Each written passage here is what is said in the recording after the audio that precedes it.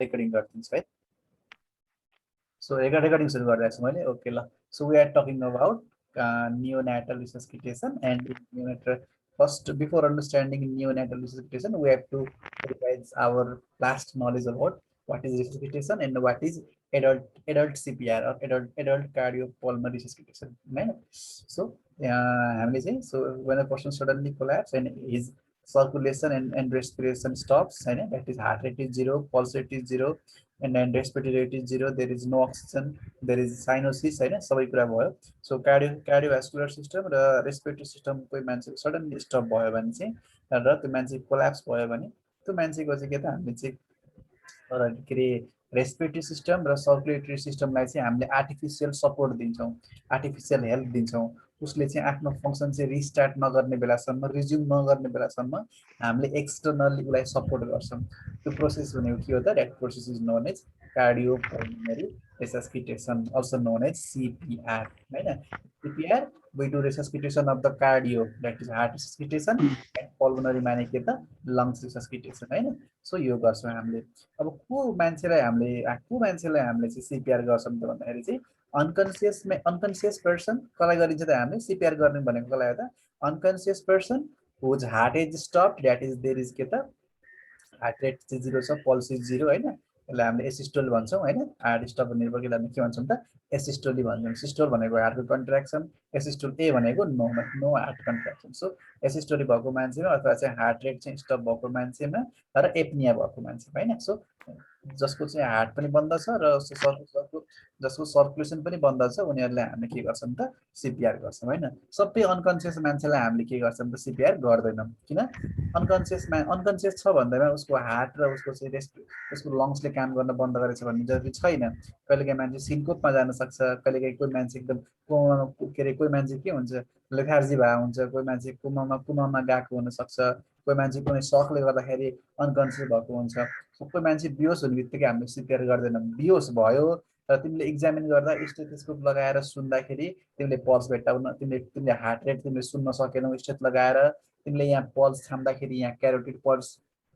क्यारोटिड आर्टरीको pulse छाम्दाखेरि अथवा चाहिँ radial आर्टरीको pulse छाम्दाखेरि तिमीले चाहिँ पल्स फिल गर्न सकेनौ र तिमीले हेर्दाखेरि उसको चाहिँ चेस्टको मुभमेन्ट चेस्ट सास फेर्दाखेरि त्यो chest up and down movement हुन्छ नि त होइन चेस्टको मुभमेन्ट देख्न सकेनौ तिमीले त्यसपछि गएर तिमीले स्टेथोस्कोप लगाएर सुन्दाखेरि तिमीले चाहिँ त्यहाँ एयर फ्लोको चेस्टमा एयर इन्ट्री भएको तिमीले साउन्ड सुन्न सकेनौ ब्रेथ साउन्डहरू सुन्न सकेनौ भने बल्ल हामीले त्यस्तो अनकन्सियस मान्छेलाई हामीले CPR गर्छौँ होइन सो यदि कोही अनकन्सियस मान्छेको हार्ट रेट राम्रो छ पल्स रेट इज गुड होइन हार्ट रेट र पल्स रेट गुड छ उसको रेस्पिरेसन पनि गुड छ सेचुरेसनहरू मेन्टेन भइरहेछ होइन हार्ट पल्सहरू एडिक्वेट छ भने त्यस्तो मान्छेलाई हामीले CPR गर्दैनौँ जसको हार्ट र लङ चाहिँ कम्प्लिटली स्टप भएको छ काम गर्न कम्प्लिटली बन्द गरेको छ त्यस्तो मान्छेलाई मात्रै हामीले के गर्छौँ त CPR गर्छौँ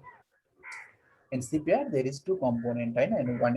हामीले के CPR कम्पोनेन्ट भनेको के हो त हामीले हार्टलाई सपोर्ट गर्छौँ कसरी त चेस्ट कम्प्रेसन गरेर याद छ कि छैन होइन पेसेन्टलाई हामीले फ्ल्याट सर्फेसमा राख्छौँ र हामीले के गर्छौँ त चेस्ट कम्प्रेसन गर्छौँ चेस्ट कम्प्रेसन गर्दा चेस्ट कम्प्रेसन किन गर्ने यसको प्रिन्सिपल के हो त जब तिमीले कोही पेसेन्टको स्टेर्नममा तिमीले हात राखेर जब प्रेस गर्छौ के हुन्छ तिमीले त्यस्तो गर्दाखेरि तिमीले के गरिरहेछौ when you are doing chest compression you are compressing the heart between two structure दुईटा स्ट्रक्चरको बिचमा तिमीले हार्टलाई च्यापिरहेको छौ के को बिचमा च्यापिरहेछौ अगाडि स्टेर्नम अनि पछाडिपट्टि के हुन्छ स्पाइन हैन पछाडिपट्टि त हाम्रो भर्टिब्रल कलम हुन्छ नि त र हाम्रो यो चेस्ट रिजनमा कुन भर्टिब्रल कलम हुन्छ थोरासिक भर्टिब्रा हुन्छ हैन सो तिमीले चाहिँ स्पाइन यानी कि पछाडि थोरासिक भर्टिब्रल कलम र अगाडिपट्टि के त तिम्रो चाहिँ स्टेर्नम यो दुईटाको बिच दुईटा त कस्तो रिजिड स्ट्रक्चर हो नि त दुईटा कडा स्ट्रक्चरले आम्ने सामने ल्यायो भने पिछको स्ट्रक्चर के हुन्छ च्यापिन्छ नि त हैन र अब पछाडिको हाम्रो स्पाइन त फिक्स हुन्छ मुभ हुँदैन तर चेस्ट वाल त मुभ हुन्छ नि त सो हामीले चाहिँ हार्ट बिचमा हुन्छ चेस्ट वाललाई चाहिँ हामीले के गर्छौँ त एकदम फास्टली कम्प्रेस गर्छौँ we compress it very fast we compress it very hard हैन कम्तीमा 2 देखि मिनिमम 2 to 3 इन्चेस चाहिँ कति त्यो डिप हुने हिसाबले हामीले गर्छौँ एडल्टमा हैन सो यो भयो अनि त्यसपछि गएर चाहिँ we press it hard and we press it fast हैन so that heart is compressed between the spine and sternum हैन अब हार्ट कम्प्रेस भएपछि के हुन्छ जुन हार्टमा जुन भएको ब्लडहरू के हुन्छ अब मेकानिकली के हुन्छ त आर्टिफिसियली के हुन्छ त सर्कुलेट गर्न थाल्छ र के हुन्छ त अब हार्टभरि त्यो ब्लड चाहिँ खेल्छ सो हार्ट चाहिँ आफूले कन्ट्र्याक्सन हार्ट चाहिँ आफू कन्ट्राक्सन हुँदाखेरि आफैले ब्लड निकाल्नु पर्ने हो हैन, हार्ट कन्ट्राक्सन भएर। तर अब हार्ट हार्ट सडनली स्टप भयो, अब हार्ट सडनली स्टप भएपछि सर्कुलेसन के हुन्छ हाम्रो ब्लडमा, हाम्रो बडीमा सर्कुलेसन स्टप हुन्छ। अब सर्कुलेसन स्टप भएपछि के हुन्छ, हाम्रो ब्रेन भनेको if there is lack of oxygen for 3 minute our brain cell starts के त डाइङ। सो हामीसँग टाइम पिरियड भनेको के हो त, 3 मिनट मात्रै छ। हार्ट बन्द भइसकेपछि brain damage, irreversible brain damage हुनभन्दा अगाडिसम्मको पिरियडमा 3 मिनट, हामीसँग मात्र 3 मिनटको टाइम छ। सो 3 मिनट क्रस गरिसकेपछि सिपिआरको खासै फाइदा के हुन्छ देखिँदैन। फाइदा देखिए पनि के हुन्छ त, ब्रेनको सेलहरू के भइसकेको हुन्छ, ड्यामेज भइसकेको हुन्छ। So you have only 3 minutes. So तिमीले चाहिँ त्यो 3 मिनटसम्म, 3 मिनट्सभित्र तिमीले चाहिँ सिपिआर स्टार्ट गर्नु पर्यो। सिपिआर स्टार्ट गरेर तिमी के त, अब हार्ट त पछि के हुन्छ, कोही कोही मान्छेको त पछि एकैछिन बन्द भएको हार्ट पछि केही समयपछि आफै रिस्टार्ट पनि त हुनसक्छ नि त। हार्टको त आफ्नो रिदम हुन्छ नि त होइन।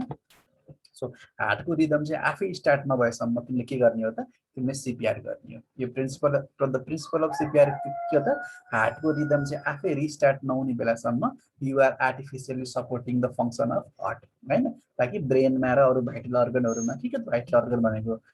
हार्ट, लिभर होइन, लङ्स, ब्रेन, किडनी होइन, यस्तो भाइटल अर्गनमा चाहिँ हामीले ब्लड सप्लाई गर्ने काम गर्छौँ। के को सहायताले गर्छौँ त, सो हामीले सर्कुलेसन कसरी सपोर्ट गर्दो रहेछौँ त, हामीले चेस्ट कम्प्रेसन गरेर हातलाई यसरी फ्ल्याट राख्छौँ र यो हाम्रो चाहिँ यो पामको सहायताले यसलाई हामीले स्टेर्नममा राखेर हामीले स्टेर्नमलाई एकदमै 2 इन्चेस डिप, 2 इन्चेस भित्र जाने हिसाबले चाहिँ हामीले चाहिँ भित्र डिप एकदम पुस गर्छौँ। र कुन रेटले गर्छौँ त, 100 कम्प्रेसन पर मिनटको रेटले गर्छौँ। भनेको तिम्रो चाहिँ झन्डै झन्डै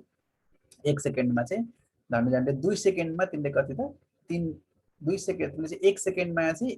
तिमीले चाहिँ 1 सेकेन्डमा चाहिँ 2 कम्प्रेसन भन्दा तिमीले चाहिँ झन्डै झन्डै 1 सेकेन्डमा तिमीले चाहिँ लगभग 2 कम्प्रेसनको रेटले, अथवा चाहिँ होइन 1 सेकेन्डमा तिमीले अलमोस्ट अबाउट 2 कम्प्रेसनको रेटले तिमीले चाहिँ पुस गर्छौ होइन। सो यो के भयो त, the rate of chest compression 100। So यसरी तिमीले चाहिँ कार्डियक फङ्सनलाई सपोर्ट गर्छौ चेस्ट कम्प्रेसन गरेर। एन्ड द नेक्स्ट स्टेप अर्को पार्ट के हो त सिपिआरको, भेन्टिलेसन होइन। सो अर्को पार्ट के हो त, भेन्टिलेसन, अथवा तिम्रो के त अर्को भनेको हाम्रो चाहिँ के त, गिभिङ ब्रेथ होइन। सो नेक्स्ट पार्ट इज के त, गिभिङ ब्रेथ अथवा चाहिँ गिभिङ रेस्पिरेसन। अब यो कसरी गर्छौँ त, अब हामीले माउथ टु माउथ रेसिपिटेसन गरेर पनि गर्न सक्छौँ, अथवा त्योभन्दा बेटर के हुन्छ त, हामीले चाहिँ जुन ब्याग एन्ड मास्क भेन्टिलेसनको सहायताले, यदि हस्पिटल सेटिङमा छौँ भने चाहिँ हामी चाहिँ ब्याग एन्ड मास्क भेन्टिलेसनको सहायताले गर्ने, बिएमबी, त्यो एम्बु ब्याग लगाएर माउथमा टाइट फिटिङ मास्क लगाएर 1 मिनटमा 12 देखि 16 ब्रेथको, 1 मिनटमा तिम्रो चाहिँ कति त 10 to 12 अथवा चाहिँ 12 to 16 ब्रेथको रेटले चाहिँ हामीले के गर्छौँ त, हामीले रेस्पिरेसन प्रोभाइड गर्ने काम गर्छौँ होइन। 10 to 12 अथवा चाहिँ 12 to 16 को रेटले हामीले के गर्छौँ त, रेस्पिरेसनलाई प्रोभाइड गर्छौँ होइन। त्यो त्यो त्यो जुन एम्बु ब्याग लगाएर जुन हामीले उसलाई चाहिँ गर्छौँ, त्यसको प्रिन्सिपल के हो त भन्दाखेरि चाहिँ, हाम्रो लङ चाहिँ के हुन्छ, जब हामीले चाहिँ, जब हाम्रो लङ चाहिँ के हुन्छ, लङ्सले चाहिँ रेस्पिरेसन गर्न स्टप गर्छ, जब हामीले चाहिँ एउटा एसिस्टिभ डिभाइस, पम्प डिभाइसको सहायताले, त्यो पम्प डिभाइसको त्यो जुन मास्कलाई हामीले चाहिँ यहाँ फेसमा टाइटली राखेर र त्यसलाई त्यो सेल्फ इन्फ्लेटिङ ब्याग अथवा चाहिँ ब्याग एन्ड मास्क भेन्टिलेसन अथवा चाहिँ बिएमबी भन्ने कुरा एउटा अहिले आउँछ। त्यो ब्याग एन्ड मास्क भेन्टिलेसनको जब हामीले चाहिँ त्यो ब्यागलाई प्रेस गर्छौँ, त्यहाँबाट हाई प्रेसरले गर्दा के हुन्छ, त्यहाँबाट एयर के हुन्छ त, पुस भएर के हुन्छ, बाहिर निस्किन थाल्छ। अनि त्यो बाहिर निस्केको एयरलाई हामीले पहिला सुरु के गर्छौँ, यहाँ मास्क चाहिँ टाइटली लगाइदिन्छौँ, उसको यो माउथ र नोज हामीले टाइटली उसको मास्कले टाइटली राखिदिन्छौँ यहाँ, अनि त्यसलाई प्रेस गर्छौँ। त्यो प्रेस गर्दा के हुन्छ, त्यहाँबाट निस्किएको हावा चाहिँ यो मास्कको सहायताले माउथ अथवा चाहिँ नोजबाट सिधै कहाँ जान्छ, उसको चाहिँ लङ्समा जान्छ। र अब उसले आफूले सास फेर्न नसके पनि हामीले बाहिरबाट त्यो ब्यागलाई चाहिँ हामीले कम्प्रेसन र रिल्याक्सेसन गरेर हामीले बाहिरबाट एयर चाहिँ हामीले प्रेसर लगाएर, पोजिटिभ प्रेसर लगाएर होइन, एक्स्ट्रा प्रेसर लगाएर, पोजिटिभ प्रेसर लगाएर हामीले एयर चाहिँ उसको लङ्समा के गर्छौँ त, पुस गर्न सक्छौँ। किन पुस गर्न पर्यो त, उसले आफूले चाहिँ रेस्पिरेसन गर्न नसकेको भएर, आफूले चाहिँ त्यो लङ्सले चाहिँ उसको आफ्नो लङ्सले चाहिँ त्यो हावा तान्न नसकेको भएर हामीले एक्सटर्नल आर्टिफिसियल डिभाइस यानि कि एम्बु ब्याग अथवा चाहिँ ब्याग एन्ड मास्क भेन्टिलेसनको सहायताले हामीले पोजिटिभ प्रेसरको सहायताले चाहिँ हामीले एयर चाहिँ पुस गर्छौँ। कहाँ पुस गर्छौँ त, हामीले लङ्समा पुस गर्छौँ। अब कसरी लङ्समा पुस गर्छौँ त, त्यो जुन डिभाइसको त्यो जुन आउटलेट हुन्छ जहाँबाट हावा निस्किन्छ, त्यो आउटलेटलाई हामीले यहाँ राखिदिन्छौँ र त्यसलाई प्रेस गर्छौँ। त्यो प्रेस गरेपछि यहाँबाट त्यो डिभाइसबाट हावा निस्किन खोज्छ त्यो ब्यागबाट, र त्यहाँबाट निस्केको हावा चाहिँ यो लङ्सको, यो नोजको पाल, माउथको पालबाट सिधै कहाँ जान्छ त, हाम्रो लङ्समा जान्छ र हाम्रो लङ्स के हुन्छ त इन्फ्लेट हुन थाल्छ सो त्यो के भयो त that is the artificial ventilation or artificial के त आर्टिफिसियल ब्रिदिङ भयो हैन or that is the pulmonary support है त सो हामीले यसरी चाहिँ कोही मान्छे चाहिँ कोल्याप्स भएको छ भने हामीले चेस्ट कम्प्रेसन गरेर भनेको चेस्टलाई यसरी थिचेर 1 सेकेन्डमा 100 चोटि थिचेर र त्यसै गरी आर्टिफिसियल ब्रिथिङ दिएर हैन ब्यागको सहायताले जुन एम्बु ब्याग हुन्छ तिमीले देखाएको छ हैन त्यो एम्बु ब्यागको सहायताले आर्टिफिसियल तिमीले चाहिँ ब्रिदिङ दिएर उसको चाहिँ कार्डियाक फङ्सन र उसको चाहिँ रेस्पिरेटरी फङ्सनलाई चाहिँ हामीले सपोर्ट गर्ने काम गर्छौँ कति बेलासम्म सपोर्ट गर्छौँ त जति बेलासम्म चाहिँ उसको चाहिँ के त उसको हार्ट चाहिँ के हुँदैन त रिस्टार्ट हुँदैन है त हाम्रो हार्ट भनेको इलेक्ट्रिक डिभाइस जस्तो हो साँचो जस्तो हुन्छ फ्याट्ट थिचेपछि अन हुन्छ फ्याट्ट थिचेपछि अफ हुन्छ तर त्यो साँचो कहाँ हुन्छ त यसै नोडमा हुन्छ हैन यसै नोडमा हुन्छ त्यो हाम्रो कन्ट्रोलमा आउँदैन त्यो सो हाम्रो हार्ट के हुन्छ चल्दा चल्दा एक्कासी बन्द नि हुनसक्छ एक्कासी बन्द भएको हार्ट चाहिँ कहिलेकाहीँ त्यसपछि फेरि आफै पनि स्टार्ट हुन सक्छ हैन सो यसरी चाहिँ हामीले सिपिआर गर्छौँ हैन so CPR is it is the process of resuscitation of heart and lungs हैन सो कार्डियक फङ्सन र पल्मोनरी फङ्सनलाई चाहिँ हामीले रिसस्किटेट गर्ने र उसको हार्ट चाहिँ आफू रिस्टार्ट नभएसम्म उसको सर्कुलेसनलाई र उसको रेस्पिरेसनको फङ्सनलाई चाहिँ हामीले आर्टिफिसियली के गर्ने त मेन्टेन गरिराख्ने अब यदि उसको चाहिँ सबै चिज नर्मल भएको भए त उसले नेचुरली सक्थ्यो मेन्टेन गर्न उसले नेचुरली मेन्टेन गर्न नसकेको भएर हामीले बाहिरबाट सपोर्ट दिएर हेल्प गरेर एक्सटर्नली के गरे त सपोर्ट गरे so this is the principal of CPR CPR भयो सो अब सिपिआर भनेको सिपिआर कसलाई गरिन्छ सिपिआर जसलाई पनि गरिन्छ अब सिपिआर र नियोनेटल रिसस्किटेसनमा के डिफरेन्स छ अब त्यो बुझौँ पहिला सो सिपिआर के भन्छ CPR is a universal procedure you can do it to anybody तिमीले जसलाई नि गर्न सक्छौ बुढो मान्छेलाई गर्न सक्छौ एडल्टलाई गर्न सक्छौ फिमेललाई गर्न सक्छौ मेललाई गर्न सक्छौ बच्चा बुढा सबैलाई गर्न सक्छौ so CPR is a very broad term हैन जसको चाहिँ हार्ट रेट बन्द भएको हुन्छ र सर्कुलेसन बन्द भएको हुन्छ उनीहरूलाई सबैजनालाई हामीले सिपिआर गर्न सक्छौँ हैन सो सिपिआरको एउटै इन्डिकेसन भनेको के त स्टपेज अफ हार्ट स्टप भयो लङ्स स्टप भयो हैन सो तिनीहरूलाई हामीले सिपिआर गर्छौँ अब नियोनेटल रिसस्किटेसन भने पनि के हो त neonatal resuscitation is also a type of के त कार्डियो पल्मोनरी रिसस्किटेसन यो पनि के हो त सिपिआरको एउटा सिपिआर नै हो यो सिपिआरको एउटा के हो त स्पेसल सिचुएसन हो स्पेसल कन्डिसन हो जुन सिपिआर चाहिँ हामीले कसलाई गरिन्छ त नयाँ जन्मेको बच्चालाई मात्र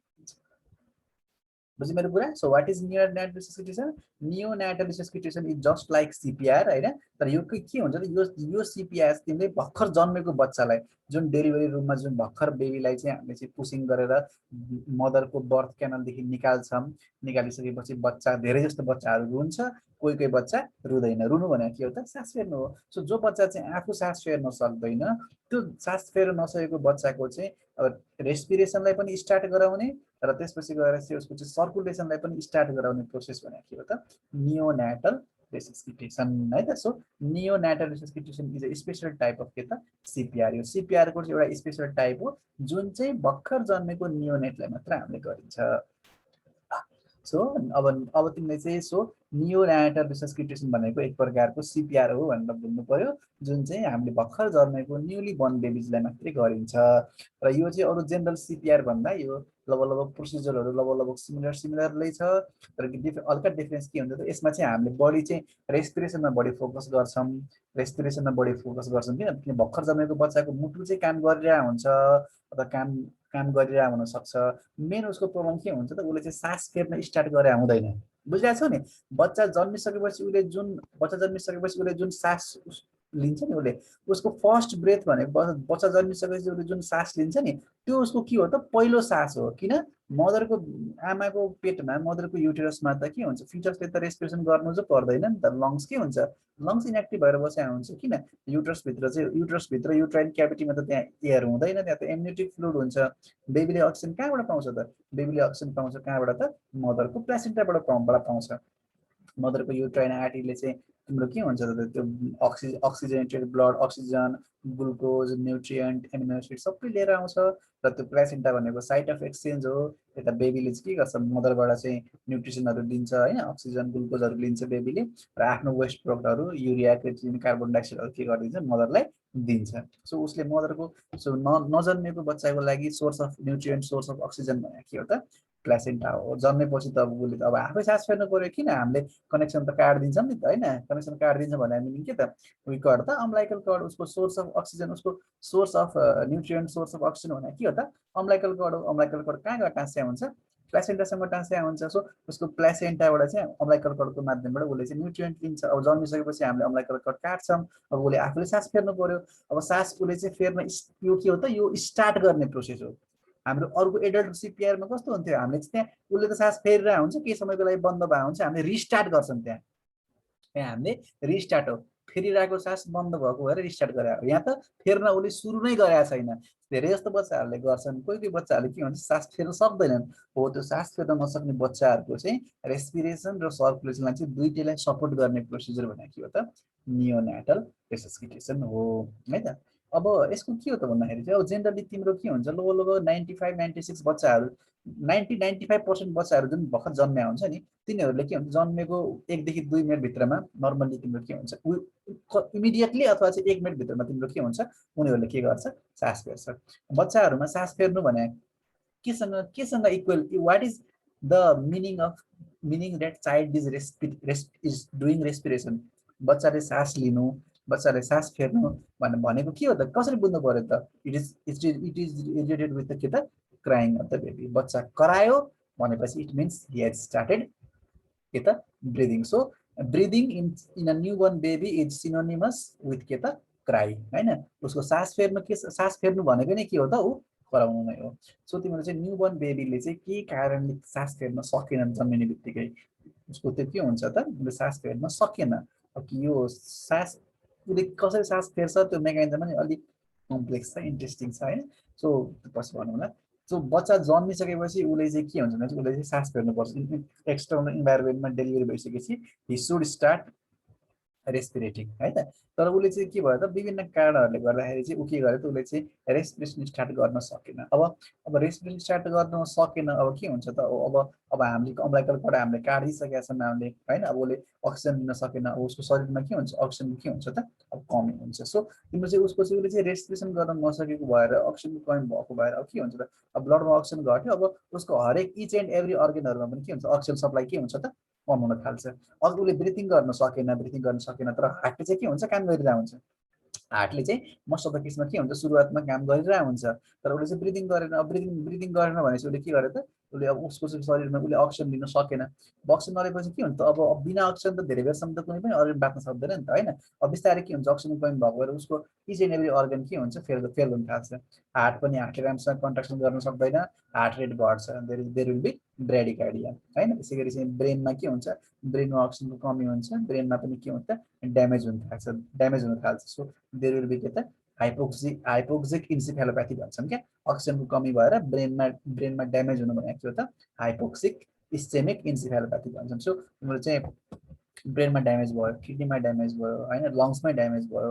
हार्टमा ड्यामेज भयो त्यो सबै अर्गनहरूले काम गर्न सकेन अक्सिजनको कमी भएको भएर सो हामीले चाहिँ बेबीलाई चाहिँ न्युबोर्न बेबीले चाहिँ जसले चाहिँ सास फेर्न सकिया हुँदैन उनीहरूलाई चाहिँ रेस्पिरेसन स्टार्ट गराउने प्रोसिजर भनेको के हो त नियोनेटल रेसस्किटेसन हो यो चाहिँ कसलाई गरिन्छ त those newborn baby who cannot breathe who cannot perform breathing on their own आफै सास फेर्न नसक्ने बच्चाहरूलाई गरिन्छ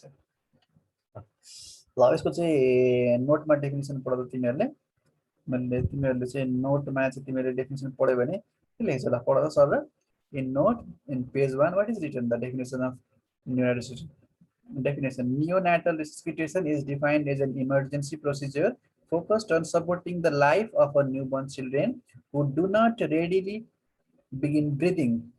putting them at risk of irreversible organ damage and death होइन it is done through के त positive airway pressure and in severe cases through chest compression यानी कि भर्खर जन्मेको बच्चा जसले चाहिँ आफै रेस्पिरेसन स्टार्ट गर्न सकेन जसले आफूले सेल्फ रेस्पिरेसन स्टार्ट गर्न सकेन तिनीहरूलाई चाहिँ हामीले चाहिँ के गर्ने त उनीहरूको चाहिँ जीवनको रक्षा गर्ने प्रक्रिया हो उनीहरूको चाहिँ लाइफ चाहिँ सपोर्ट गर्ने प्रोसिजर भर्खर जन्मेको बच्चालाई केही मिनटसम्म हामीले उसलाई एक्सटर्नल सपोर्ट उसले ब्रिदिङ गरेन र हामीले एक्सटर्नल सपोर्ट दिएन भने के हुन्छ त he will not survive he will die है त जो बच्चा उत्तिकै सास फेर्दैन अथवा चाहिँ ढिलो सास फेर्छ there will be high chance that it will be dead मर्न सक्ने चान्स बढी हुन्छ अथवा के हुन सक्छ त अथवा तिम्रो चाहिँ यदि ऊ बाँचिहाल्यो भने पनि उसको सिस्टममा के हुन्छ त there may be permanent damage. एकैछिन है।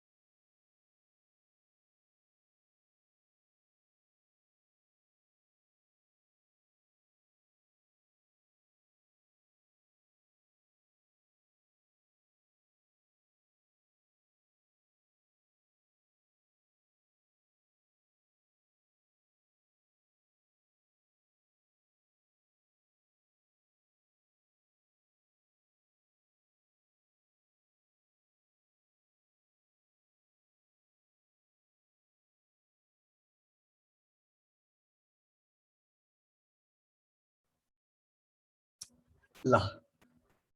ठिक छ। हामीले चाहिँ यसको डेफिनेसनको बारेमा पढ्दैछौँ हैन। So focusing on the life of a newborn children who do not readily begin their breathing. Readily भनेको इजिली है त। रेडिली भनेको इजिली, जसले चाहिँ सजिलरी चाहिँ आफै ब्रिदिङ स्टार्ट गर्न सक्दैन तिनीहरूलाई चाहिँ सपोर्ट गर्ने र उनीहरूको चाहिँ ब्रिदिङलाई चाहिँ स्टार्ट गराउने प्रोसेस भनेको के हो त neonatal resuscitation. It is very very very similar to CPR, but the only difference is that we perform this process in newborn only. अनि अर्को के भयो त putting at the risk of के irreversible organ damage and death हैन। उनीहरुमा चाहिँ यदि टाइममा हामीले सपोर्ट गरेन भने चाहिँ उनीहरुलाई चाहिँ इरिभर्सिबल अर्गन ड्यामेज र डेथ हुने चान्स के हुन्छ त बढी हुन्छ। र यो नियोनाटल रिसस्किटेसन गर्ने प्रक्रिया पनि के हो त यसको मेन के को सहायताले गरिन्छ त उही हामीले सीपीआर मा जस्तै सेम कुराले गरिन्छ। Artificial breathing and artificial circulation गरिन्छ। भनेको आर्टिफिशियली हामीले उसको ब्रिदिङलाई ब्रिदिङ भनेको हामीले हेल्प गरेर उसको चाहिँ आर्टिफिशियली ब्रिदिङ गराइदिन्छौँ र हामीले हेल्प गरेर हामीले उसको चाहिँ आर्टिफिशियल सर्कुलेसन गराइदिन्छौँ हैन। सो आर्टिफिशियल सर्कुलेसन गराउने प्रोसेस भनेको के हो त चेस्ट कम्प्रेसन हो। छातीलाई थिचेर हटबाट बाहिर हटबाट छातीलाई थिचेर हटबाट चाहिँ ब्लड निकाल्छौँ। That is the artificial circulation in the form of chest compression, and another form of an artificial breathing के भयो त तिम्रो चाहिँ through positive pressure ventilation है त। So positive pressure ventilation so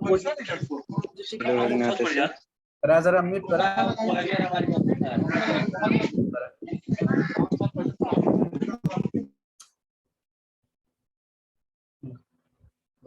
so हामीले चाहिँ पोजिटिभ प्रेसर भेन्टिलेसन र चेस्ट कम्प्रेसनको सहायताले हामीले के गर्छौँ त हामीले नियोनाटल रिसस्किटेसन गर्छौँ। ल अब पोजिटिभ प्रेसर भेन्टिलेसन भन्नु एम्बु ब्याग भन्नु ब्याग एन्ड मास्क भेन्टिलेसन भन्नु कुरा एउटै हो है त। तिमीले चाहिँ हाई प्रेसर दिएर तिमीले लङ्समा चाहिँ हावालाई पुस गर्ने प्रोसिजर बुझ्यौ मेरो कुरा। कुनै पनि चिज फ्लो हुनको लागि तिमीले त्यो एरियाको प्रेसर भन्दा तिमीले बढी प्रेसर दियो भने बल्ल के हुन्छ त बाहिर निस्किन्छ। तिमीले सेन्टलाई तिमीले पर्फ्युमबाट जब तिमीले यस्तो थिचेपछि जुन चिस्सा पर्फ्युम निस्किन्छ नि त्यसको मेकानिजम पनि त्यही हो। तिमीले प्रेस गर्दाखेरि के हुन्छ त्यो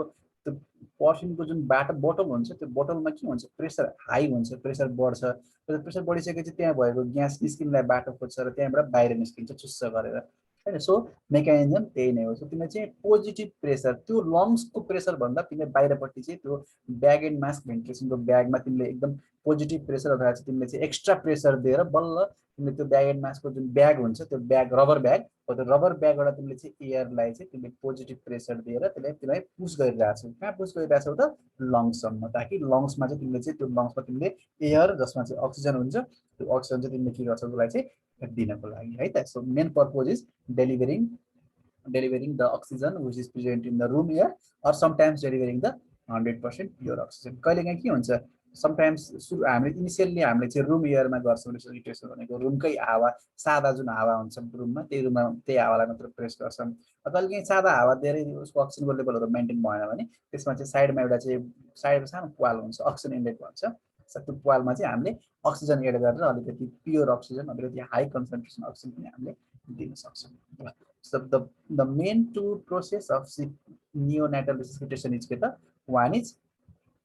positive pressure ventilation that is एम्बु ब्याग अथवा चाहिँ ब्याग एन्ड मास्क भेन्टिलेसनको चाहिँ त्यो ब्यागलाई चाहिँ प्रेस गरेर तिमीले चाहिँ के गर्ने त भेन्टिलेसन गराउने भेन्टिलेसन भने के हो त लङ्समा फोक्सोमा हावा पुर्याउने प्रक्रिया भने के हो त भेन्टिलेसन हो बुझ्छौ भेन्टिलेसनको त हावा खेल्ने प्रक्रिया हो नि त हैन सो लङ्समा हावा पुर्याउने प्रक्रिया भने के त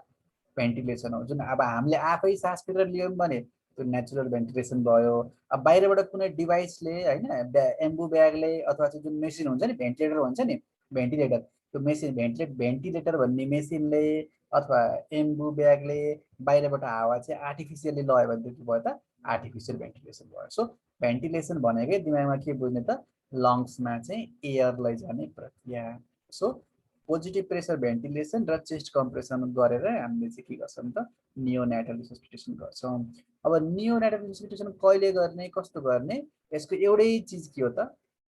यसको एउटै इन्डिकेसन भने के हो त जो बच्चा चाहिँ जन्मिने बित्तिकै जसको जो बच्चा चाहिँ ब्रिदिङ गर्दैन कराउँदैन जसको चाहिँ रेस्पिरेटरी एफर्ट चाहिँ अलिकति राम्रो हुँदैन उनीहरूलाई गर्ने र अर्कोको लागि गर्ने त जो बच्चाको जन्मिने बित्तिकै के छ त हार्ट रेट के छ त स्टप छ हार्ट रेट बन्द छ सो तिम्रो चाहिँ सर्कुलेसन बन्द भएको र रेस्पिरेसन बन्द भएको बच्चाहरूलाई हामीले नियोनेटल रिसस्पिटेसन गर्छौँ अब अब यसको लागि अब के तयारी गर्नु पर्यो त अब तिमीहरूले अब भर्खर जन्मिसकेको बच्चालाई त हामीले डिफ्रेन्ट केयरहरू गर्नुपर्छ हामीलाई डिफ्रेन्ट इन्स्ट्रुमेन्टहरू चाहिन्छ होइन सो के छ त यो लिस्टमा तिमीले पढ्न सक्छौ सो फर्स्ट अफ अल तिमीलाई के सामान चाहिन्छ त so first thing you will need is के त हिट सोर्स किन मैले अस्ति हिजै मैले तिमीहरूलाई पढाएँ हाइपोथर्मिया होइन म तिमीहरूलाई हाइपोथर्मिया पढाएँ न्युबर्न बेबिजहरू के हुन्छ बेबिज आर भेरी भेरी के त ससेप्टेबल टु हाइपोथर्मिया उनीहरूमा चाहिँ के हुन्छ त हाइपोथर्मिया हुने चान्स के हुन्छ बढी हुन्छ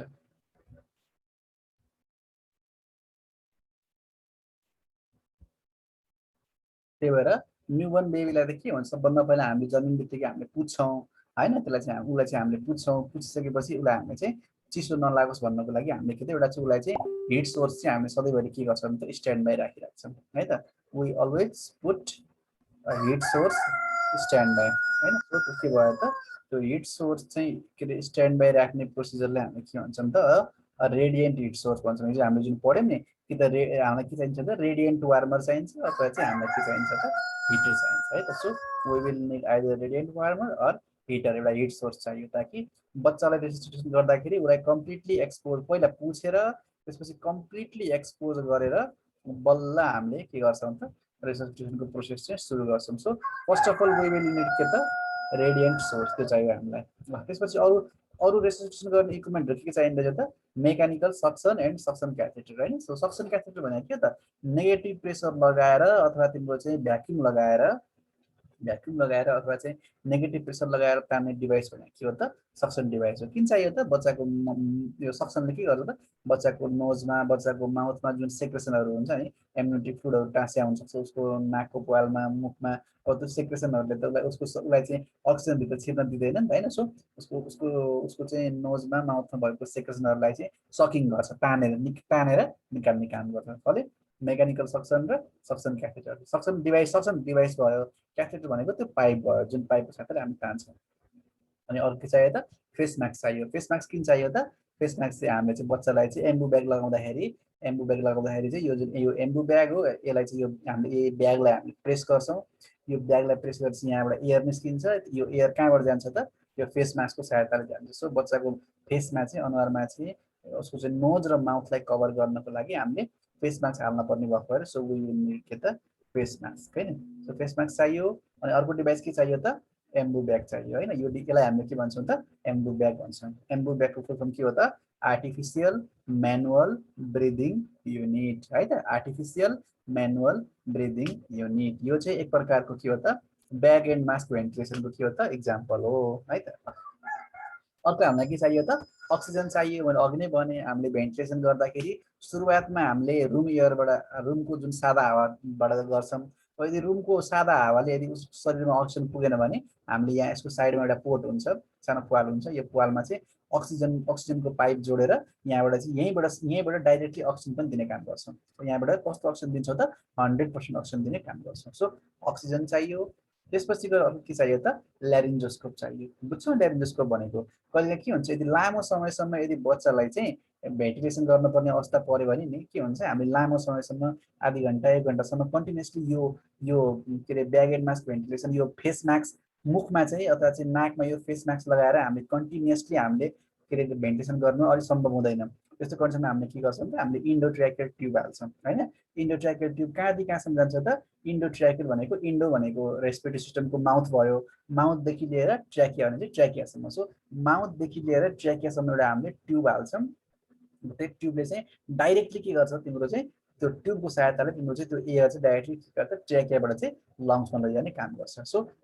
हामीले चाहिँ यदि लामो सुरुवातमा हामीले यही हामीले ब्याग यो एम्बु ब्याग मात्र लगाएर एम्बु ब्यागलाई प्रेस गर्छौँ र एम्बु ब्याग लगाएर यदि भएन सुधार भएन अथवा धेरै बेरसम्म लगाउनु पर्ने भयो भने कहिलेकाहीँ बच्चाहरूलाई चाहिँ हामीले इन्ट्युबेसन गर्नुपर्ने अवस्था नै आउन सक्छ सो हामीले त्यसको इन्ट्युबेसन गर्नको लागि चाहिँ हामीलाई के चाहिन्छ त इन्डोट्र्याकियल ट्युब चाहिन सक्छ endotracheal tube goes from mouth to trachea अहिले के गर्छ त माउथदेखि डाइरेक्टली एयर कहाँ लैजान्छ त ट्र्याकियामा लैजान्छ होइन ताकि एयरलाई चाहिँ फ्यारिङ्सबाट उताबाट ल्यारिङ्समा ल्यारिङ्सलाई ट्राभल गर्नु परेन डाइरेक्टली त्यही पाइपबाट सिधै ट्र्याकियासम्म जान्छ ट्र्याकियाबाट लङ्समा जान्छ यो सेसन एन्ड भयो सेम लिङ्कमा जोइन हो है हुन्छ सेम लिङ्कमा जोइन हुने है हुन्छ ओके सर